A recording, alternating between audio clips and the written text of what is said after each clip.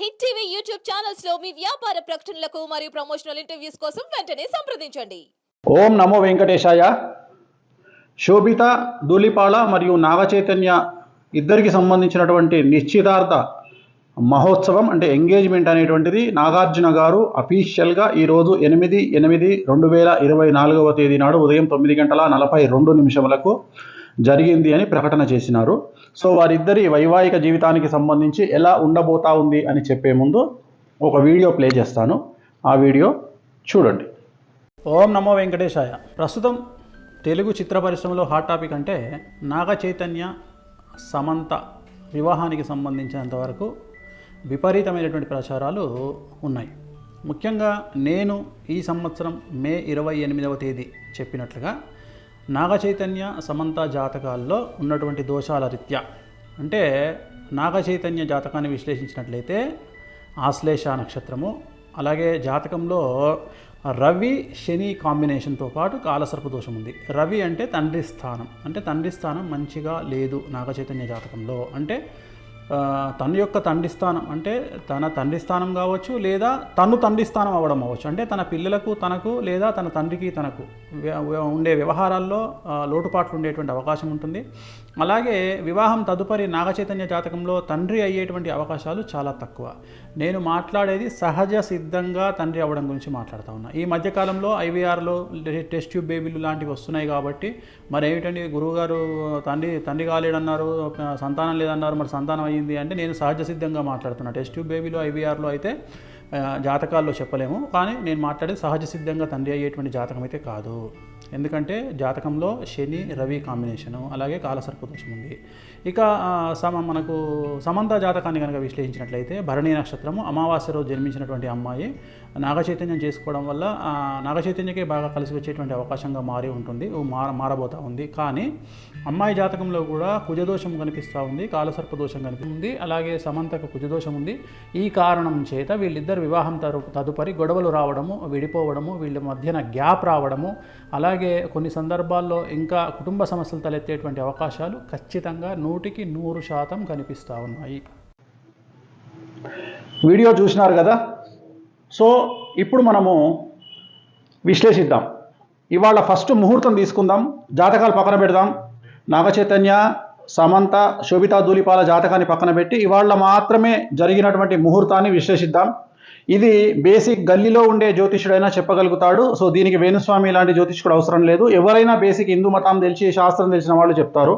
ఈరోజు జరిగినటువంటి ముహూర్తము ఉత్తరా నక్షత్రంలో జరిగినటువంటి ముహూర్తము. ఈరోజు ఉత్తరా నక్షత్రం ఉంది. ఇవాళ పొద్దున 9:42 సో ఈరోజు జరిగినటువంటి ముహూర్తం ఉత్తరా నక్షత్రము. అలాగే లగ్నం వచ్చి ఇవాళ కన్యా లగ్నం అయింది. మన ముహూర్తం కనుక తీసుకున్నట్లయితే ఇది ముహూర్తం. సో ఇది కన్యా లగ్నం అయింది. సో మేషం, వృషభం, మిథునం, కర్కాటకం, సింహం, కన్యా లగ్నం అయింది. జనరల్గా వైవాహిక జీవితానికి సంబంధించి ఎంగేజ్మెంట్ అయినా సరే, వివాహమైనా సరే 7th హౌస్ కళత్ర స్థానం అనేటువంటిది ఖాళీగా ఉండవలెను. ఇక్కడ ఎవరున్నారండి? రాహు ఉన్నాడు. ఇక్కడ 7వ స్థానంలో రాహు ఉన్నాడు. కళత్ర స్థానము అంటారు దీన్ని. కళత్ర స్థానము అంటే వైవాహిక జీవితంలో భార్యాభర్తలు విడిపోవడము, గొడవలు జరగడము, సంతానం లేకపోవడము, యాక్సిడెంట్ జరగడము, ఇలాంటివన్నీ కూడా ఈ కళత్ర స్థానం వల్ల ఏర్పడతాయి. మరి లగ్నంలో చంద్రుడు, కేతువు, అలాగే 12వ స్థానంలో ముహూర్తం పెట్టినటువంటి 12వ స్థానంలో శుక్రుడు మరియు బుధుడు. సో ఒక్కసారి ఆలోచన చేయండి. అన్నిటికంటే ముఖ్యం శని దృష్టి 12వ స్థానమైనటువంటి బుధుడు శుక్రుడి మీద ఉంది ఇవాళ పెట్టినటువంటి ముహూర్తము. అలాగే లగ్నంలో చంద్రుడు, కేతువు, అలాగే 7వ స్థానంలో రాహువు, కళత్ర స్థానంలో రాహువు. ఇది చిన్న పిల్లవాడినైనా శాస్త్రం తెలిసిన వాడిని అడిగితే ఈ ముహూర్తము నిషేధము అని చెప్తారు. మరి ఎందుకండి వీళ్ళు చేసుకున్నారు ముహూర్తము అంటే, ఈరోజు నాగార్జున గారు పెట్టినటువంటి ముహూర్తాన్ని బట్టి 888 అనేటువంటి ముహూర్తాన్ని వాళ్ళు నిర్వహించుకోవడం జరిగింది. 888 అంటే వీళ్ళు చేసింది ఏంటంటే ఇవాళ 8వ తారీఖు 8వ నెల 2024 టోటల్ 8 అంటే మొత్తం 8 వచ్చింది. దీన్ని 888 అంటారు. ఇది సంఖ్యాశాస్త్ర పరంగా వాళ్ళు యాక్సెప్ట్ చేసినారు. సో మనమేం తప్పు పట్టట్లేదు వాళ్ళని, వాళ్ళ ఇష్టం. ఈ ముహూర్తం అయితే నిషేధము. ఈ ముహూర్తము ఇవాళ నిశ్చితార్థానికి పనికిరానటువంటి ముహూర్తంలో వీళ్ళు చేసుకోవడం జరిగింది. నేను గతంలో మరి నాగచైతన్య సమంత జాతకాన్ని ఎందుకు విశ్లేషించి విడిపోతారని చెప్పినప్పుడు చాలామంది నన్ను బండబూతులు తిట్టినారు, విమర్శించినారు. ఇక మీదట ఈ వీడియో విమర్శించే వాళ్ళు కూడా ఒకసారి నేను పెట్టిన వీడియో చెక్ చేసుకోండి, సమంత నాగచైతన్యది. మరి వాళ్ళిద్దరి కాంబినేషన్, సమంతది మేషరాశి, నాగచైతన్య గారిది కర్కాటక రాశి. సమంత గారు అమావాస్య నాడు పుట్టడం జరిగింది. శోభిత ధూళిపాళది ధనుస్సు రాశి, ఆమె కూడా అమావాస్య నాడు పుట్టడం జరిగింది. ఇక శోభిత ధూళిపాళ నాగ చైతన్య ఇద్దరి కాంబినేషన్. సమంత ఆల్రెడీ మనం సమంత నాగ చైతన్య నేను క్లారిటీ ఇవ్వడం జరిగింది, విడిపోతానని చెప్పడం జరిగింది. పెళ్ళి జరిగినప్పుడు కాదండి, ఇలాగే ఎంగేజ్మెంట్ జరిగిన తర్వాతనే నేను చెప్పడం జరిగింది విడిపోతారని. ఎంగేజ్మెంట్ జరిగిన తర్వాత గుర్తుంచుకోండి, నేను పెళ్ళైన తర్వాత చెప్పలేదు, ఎంగేజ్మెంట్ కాగానే చెప్పాను వాళ్ళు విడిపోతారని. అలాగే ఇప్పుడు వీళ్ళ గురించి జాతకాన్ని విశ్లేషిస్తూ ఉన్నా. దయచేసి ఎవరు కూడా నెగిటివ్గా అర్థం చేసుకోవద్దు, అందరూ కలిసి ఉండాలనేది నా కోరిక. కానీ కొన్నిసార్లు మనం మంచి కోసం చెప్పడానికి ప్రయత్నం చేస్తాం, ఎందుకు తెలిసి ఒక రాంగ్ స్టెప్ వేస్తారనే ఉద్దేశంతో చెప్పడం జరుగుతుంది. ఇక్కడ గుర్తుంచుకోవాల్సింది, శోభిత ధూళిపాళది ధనుస్సు రాశి, అలాగే నాగ చైతన్యది కర్కాటక రాశి. ఒకసారి కాంబినేషన్ చూడండి, కర్కాటకం, సింహం, కన్యా, తుల, వృశ్చికం, ధనుస్సు 6, ధనుస్సు, మకరం, కుంభం, మీనం, మేషం, వృషభం, మిథునం, కర్కాటకం 8. సో 6:8 అయిపోయింది. షష్టాష్టకాలు, ఇద్దరి జాతకంలో షష్టాష్టకాలు. అలాగే ఇద్దరి జాతకం, సమంత జాతకాన్ని అలాగే శోభితా ధూళిపాళ జాతకాన్ని విశ్లేషిస్తే మీరు అబ్జర్వ్ చేశారో లేదో, ఇద్దరి జాతకాల్లో కూడా శని దృష్టి అనేటువంటిది కుజుడి మీద ఉంది. ఇక్కడ కూడా చూడండి, శోభితా జాతకంలో శని దృష్టి అనేటువంటిది కుజుడి మీదనే కాదు, శుక్రుడి మీద, గురువు మీద ఉంది. సో వీరి జాతకంలో 2027 నుండి సమస్యలు ఉండే అవకాశం ఉంది. 2027 వరకు సో బాగానే ఉంటుంది వ్యవహారం. 2027 నుండి వైవాహిక జీవితంలో సమస్యలు అనేటువంటి ఏర్పడతాయి. అలాగే వీరి సమస్యలకు ప్రధానమైనటువంటి కారణం ఒక స్త్రీ మూలకంగా ఉంటుంది. ఒక స్త్రీ మూలకంగా వీళ్ళ భార్యాభర్తల మధ్యన గొడవలు వచ్చేటువంటి అవకాశం ఉంది. సో వీళ్ళ జాతకంలో నా అల్టిమేట్ స్టేట్మెంట్ ఏంటంటే, శోభిత ధూళిపాళ మరియు నాగ చైతన్య జాతకంలో షష్టాష్టకాలైనాయి. మీరు కావాలంటే చూసుకోండి, షష్టాష్టకాలైనాయి. ఆ ఒకటే కాదు, పర్సనల్ జాతకాలు కలవకపోవడమే కాదు, ఇవాళ పెట్టినటువంటి ముహూర్తం కూడా మంచి ముహూర్తం కాదు. సో నేను అఖిల్ ఎంగేజ్మెంట్ క్యాన్సిల్ అవుతుందని చెప్పడానికి గల కారణము, అలాగే నాగ చైతన్య సమంత మ్యారేజ్ ఫెయిల్ అవుతుందని చెప్పడానికి కారణము, వీటన్నిటికీ కారణము వ్యక్తిగతమైనటువంటి జాతకాలు మరియు ముహూర్త బలం. అంతే తప్ప నాకు వ్యక్తిగతంగా ఎవరి మీద ద్వేషం అనేటువంటిది ఉండదు. దయచేసి ఈ విషయాన్ని అర్థం చేసుకోండి. నేను ఒక జ్యోతిష్కుడిగా మంచి కంటే కూడా చెడు చెప్తే జాగ్రత్త పడతారు అనే ఉద్దేశంతో చెప్తా ఉన్నా.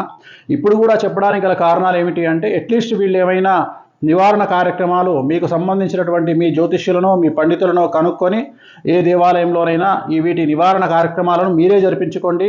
పెళ్లికి ముందు జరిపించుకోండి. 10 కాలాల పాటు పిల్లా పాపలతో హాయిగా ఉండండి. అలాగే నా జ్యోతిష్యం ఫెయిల్ కావాలని కోరుకుంటున్నా. వీళ్ళకి సంబంధించిన జ్యోతిష్యం నేను చెప్పింది ఫెయిల్ కావాలని కోరుకుంటున్నా. ఆ వెంకటేశ్వర స్వామి దయతో వీళ్ళు నేను చెప్పిన జాతకం ఫెయిల్ కావాలని మరీ కోరుకుంటున్నా. ఎందుకంటే నా సక్సెస్ కంటే కూడా వాళ్ళ సక్సెస్ ముఖ్యం.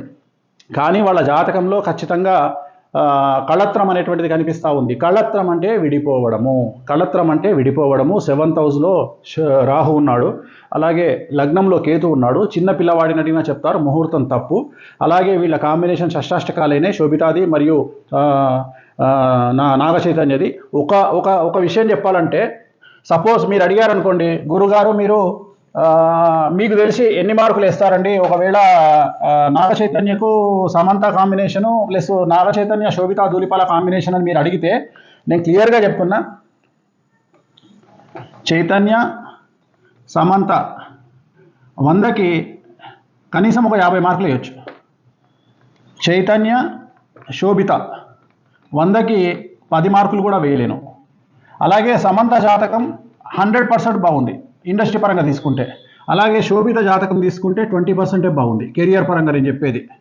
సో ఓవరాల్గా తీసుకుంటే నేను అడిగేది ఏంటంటే, నేను చెప్పదలుచుకున్న పాయింట్ ఏంటంటే, నాగ చైతన్య కాంబినేషన్ ఆఫ్ శోభిత 100కి 10 మార్కులే, అండ్ నాగ చైతన్య సమంత 50 మార్కులు.